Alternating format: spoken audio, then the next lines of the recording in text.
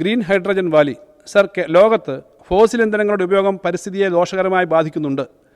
പരിസ്ഥിതി സൗഹൃദമായ ഹൈഡ്രജൻ ഇന്ധനത്തിൻ്റെ ഉപയോഗം വ്യാപകമായി പ്രോത്സാഹിപ്പിക്കപ്പെടുന്നുണ്ട്. സമൃദ്ധമായ ജലവും സൂര്യപ്രകാശവും ലഭ്യമായ നമ്മുടെ നാട്ടിൽ ഹൈഡ്രജൻ ഉൽപ്പാദനത്തിന് അനുകൂലമായ സാഹചര്യമുണ്ട്. അത് ഉപയോഗപ്പെടുത്തിക്കൊണ്ട് ഹൈഡ്രജൻ വാലി എന്ന വിപുലമായ പദ്ധതി സംസ്ഥാനത്ത് ആരംഭിക്കും.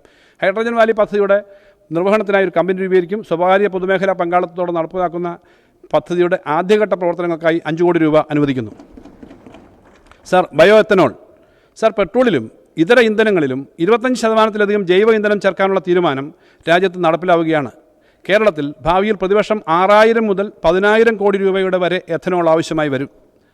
ഇത് സംസ്ഥാനത്ത് വാണിജ്യാടിസ്ഥാനത്തിൽ നിർമ്മിക്കാൻ കഴിഞ്ഞാൽ കർഷകർക്ക് വലിയ വരുമാനം ലഭിക്കും.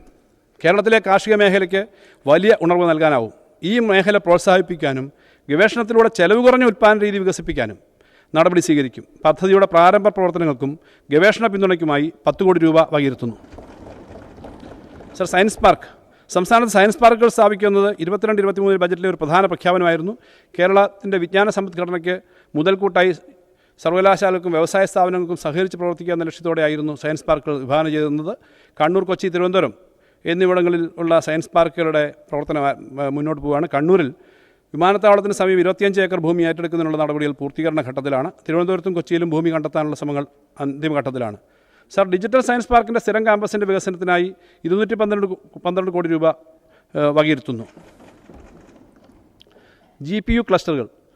സർ, 850 കോടി രൂപ ചെലവിൽ രൂപപ്പെടുത്തിയിരിക്കുന്ന ഓപ്പൺ AI-യുടെ GPT-4 മോഡലിനെ വെല്ലുവിളിച്ചുകൊണ്ട് 50 കോടി രൂപ ചെലവിൽ ഡീപ്സീക്ക് എന്ന ഒരു ചെറിയ ചൈനീസ് കമ്പനി വികസിപ്പിച്ചെടുത്ത AI മോഡൽ സംബന്ധിച്ച വാർത്തകൾ നാം എല്ലാവരും വായിച്ചു.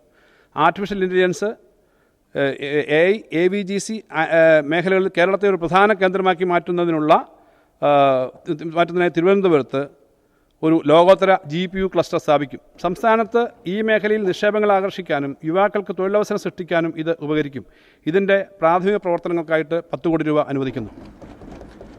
Sir, agentic hackathon. വിവിധ മേഖലകളിൽ നിർമ്മിത ബുദ്ധിയുടെ ഉപയോഗം സാധ്യമാക്കുന്ന സാങ്കേതികവിദ്യ ഏജൻറ്റിക് AI വികസിപ്പിക്കുന്നതിന് ദേശീയ തലത്തിൽ ഒരു ഏജൻറ്റിക് ഹാക്കത്തോൺ സംഘടിപ്പിക്കും. തിരഞ്ഞെടുക്കപ്പെട്ട മികച്ച 5 ഏജൻറ്റുകൾ നിർമ്മിക്കാൻ 20 ലക്ഷം രൂപ വീതം സഹായം നൽകുന്നതിനായി സ്റ്റാർട്ടപ്പ് മിഷന് 1 കോടി രൂപ അനുവദിക്കുന്നു. Freedom square.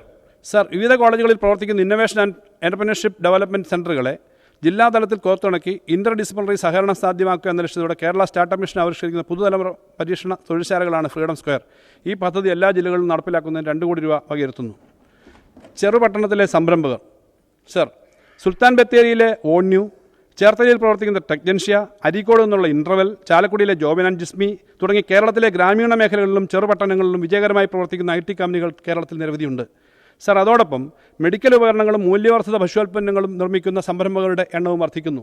പാലക്കാട്ടെ ജയോൺ ഇംപ്ലാന്റ്സ്, KV സർജിക്കൽസ്, മാങ്ങാട്ടുപറമ്പിലെ പാപ്പുവാൻ ഗ്ലോബൽ, മാവേലിക്കരയിലെ ബിയോണ്ട് സ്നാക്സ് ഇവയെല്ലാം കേരളത്തിലെ നവസംരംഭകരുടെ നേർക്കാഴ്ചയാണ്. ഇതുപോലെ എടുത്തു പറയാവുന്ന നിരവധി സംരംഭകർ കേരളത്തിലുണ്ട്. സർ, പ്രശസ്ത IT കമ്പനിയായ സോഹോ കോർപ്പറേഷൻ കൊട്ടാരക്കരയിൽ അവരുടെ റിസർച്ച് ആൻഡ് ഡെവലപ്മെൻറ്റ് സെൻറ്റർ ആരംഭിച്ചു. 250 പേർക്ക് തൊഴിലെടുക്കാവുന്ന അവരുടെ IT പാർക്ക് 2025 ഏപ്രിൽ മാസത്തോടുകൂടി ഉദ്ഘാടനം ചെയ്യപ്പെടുകയാണ്. സർ, കേരളത്തിലെ ചെറുപട്ടണങ്ങളിലും ഗ്രാമങ്ങളിലും IT അനുബന്ധ വ്യവസായങ്ങൾ വിജയകരമായി നടന്നു വരുന്നു എന്നത് അഭിമാനകരമായ കാര്യമാണ്. Expand your office, EO. Sir, സ്വന്തമായി ഭൂമി കൈവശമുള്ളതും 100-ൽ കൂടുതൽ പേർക്ക് തൊഴിലവസരം നൽകാൻ കഴിയുന്നതും ചുരുങ്ങിയത് 3 വർഷമെങ്കിലും വിജയകരമായി പ്രവർത്തിച്ചു വരുന്നതുമായ ഒരു സ്റ്റാർട്ടപ്പ് അല്ലെങ്കിൽ MSME സ്ഥാപകന് സ്വന്തം ഭൂമിയിൽ കോവർക്കിംഗ് സ്പേസുകൾ നിർമ്മിക്കാൻ സർക്കാർ 10 കോടി രൂപ വരെ 5% പലിശയിൽ വായ്പ നൽകും. ഇങ്ങനെ സ്ഥാപിക്കുന്ന കോവർക്കിംഗ് സ്പേസുകളുടെ 90%വും 2 വർഷങ്ങൾക്കുള്ളിൽ ഉപയോഗിച്ചു തുടങ്ങുകയും ആനുപാതികമായ തൊഴിലുകൾ സൃഷ്ടിക്കുകയും ചെയ്താൽ പലിശയുടെ ഒരു ഭാഗം കൂടി ഇളവ് ചെയ്തു കൊടുക്കും. ഈ പദ്ധതിയുടെ പലിശ ഇളവിനായി ഈ വർഷം KFCക്ക് 10 കോടി രൂപ വകയിരുത്തുന്നു. മുനിസിപ്പൽ ബോണ്ടുകൾ. സർ, നഗരതദ്ദേശ സ്ഥാപനങ്ങളുടെ കൂട്ടായ്മകൾക്കും മുനിസിപ്പൽ ബോണ്ടുകൾ, ഗ്രീൻ ബോണ്ടുകൾ, പൂൾഡ് മുനിസിപ്പൽ ബോണ്ടുകൾ എന്നിവയുടെ 1000 കോടി രൂപയുടെ ഫണ്ട് സ്വരൂപിക്കുന്നതിന് പദ്ധതി തയ്യാറാക്കും. IT പാർക്കുകൾ, വാണിജ്യ സമുച്ചയങ്ങൾ, റോഡ് നിർമ്മാണം, മാലിന്യ സംസ്കരണം, ജലവിതരണം തുടങ്ങി ഉള്ള പദ്ധതികൾ ഏറ്റെടുക്കാൻ ഇത്തരം ഫണ്ടുകൾ ഉപയോഗിച്ച് സാധിക്കും. കൊച്ചി സുസ്ഥിര നഗരഭൂമി പുനഃക്രമീകരണ പദ്ധതി. സർ, കൊച്ചിയിലെ നഗരപ്രദേശങ്ങളെ ആസൂത്രിതവും സജീവവും ഊർജ്ജസ്വലവുമായ പ്രദേശങ്ങളാക്കി മാറ്റുന്നതിനുള്ള ഭൂമി പുനഃക്രമീകരണമാണ് ഈ പദ്ധതിയിലൂടെ ലക്ഷ്യമിടുന്നത്. ദ്വീപുകൾ ഒഴികെ ഏകദേശം 210 ഹെക്ടർ ഭൂമിയിൽ സ്വകാര്യ പങ്കാളിത്തത്തോടെ ഈ പദ്ധതി നടപ്പിലാക്കും. കേരളത്തിലെ മറ്റു നഗരപ്രദേശങ്ങളിലേക്കും ഇത് വ്യാപിപ്പിക്കും. കൊച്ചി സുസ്ഥിര നഗരഭൂമി പുനഃക്രമീകരണ പദ്ധതിയുടെ പ്രാരംഭ പ്രവർത്തനങ്ങൾക്കായി 10 കോടി രൂപ വകയിരുത്തുന്നു. സർ, സഹകരണ ഭവന പദ്ധതി. സർ, സംസ്ഥാനത്തെ ഭവന നിർമ്മാണ മേഖലയ്ക്ക് ഉത്തേജനം നൽകുന്നതിനായി വളരെ വിപുലമായ ഒരു സഹകരണ പദ്ധതി പ്രഖ്യാപിക്കുകയാണ്. സർ, നഗര ഗ്രാമപ്രദേശങ്ങളിൽ ഇടത്തരം വരുമാനക്കാർക്ക് താങ്ങാനാവുന്ന ചെലവിൽ റെസിഡൻഷ്യൽ കോംപ്ലക്സുകൾ വികസിപ്പിക്കുക എന്ന ലക്ഷ്യത്തോടെയാണ് ഈ പദ്ധതി വിഭാവനം ചെയ്യുന്നത്. അടുത്ത 2 വർഷത്തിനുള്ളിൽ നമ്മുടെ നഗരങ്ങളിൽ 1 ലക്ഷം ഭവനങ്ങളെങ്കിലും നിർമ്മിക്കാൻ സഹായിക്കുന്നതാണ് ഈ പദ്ധതി. വലിയ തോതിൽ സർക്കാർ ജീവനക്കാർക്കും ഈ പദ്ധതി സഹായകരമാവും. ഡൽഹി, മുംബൈ, കൊൽക്കത്ത തുടങ്ങിയ നഗരങ്ങളിൽ വിജയകരമായി നടപ്പാക്കിയിട്ടുള്ള ഭവന പദ്ധതിയുടെ മാതൃകയിൽ ബഹുനില അപ്പാർട്ട്മെൻറ്റുകൾ സമുച്ചയങ്ങളും കുറഞ്ഞത് 20 ഭവനങ്ങളുള്ള റെസിഡൻഷ്യൽ ക്ലസ്റ്ററുകളും നിർമ്മിക്കും. സർ, പാർപ്പിട സമുച്ചയങ്ങളുടെ നിർമ്മാണത്തിലും വികസനത്തിലും ഉപഭോക്താക്കളുടെ സഹകരണ സൊസൈറ്റിക്ക് ഒരു ഡെവലപ്പറുടെ ചുമതലയാണ് ഉണ്ടാവുക.